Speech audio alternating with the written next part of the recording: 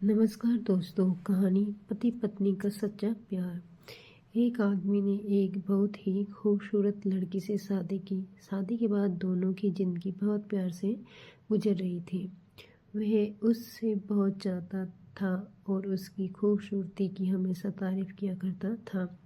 लेकिन कुछ महीनों के बाद लड़की चर्म रोग से ग्रसित हो गई और धीरे धीरे उसकी खूबसूरती जाने लगी। खुद को इस तरह देखकर उसके मन में डर समाने लगा कि यदि वे बदसूरत हो गई तो उसका पति उससे नफरत करने लगेगा और वे उसकी नफरत बर्दाश्त नहीं कर पाएगी। इस बीच एक दिन पति को किसी काम से शहर से बाहर जाना पड़ा।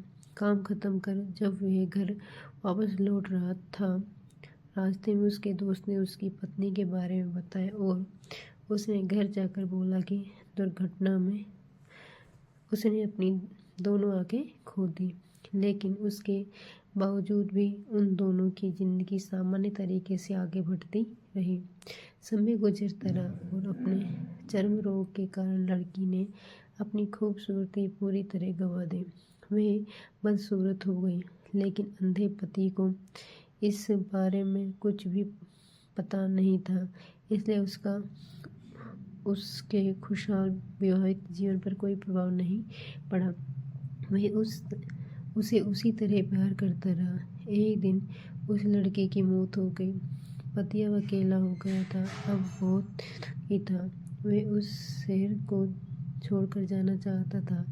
उसने अंतिम संस्कार की सारी क्रिया विधि पूर्ण की और शहर छोड़कर जाने लगा।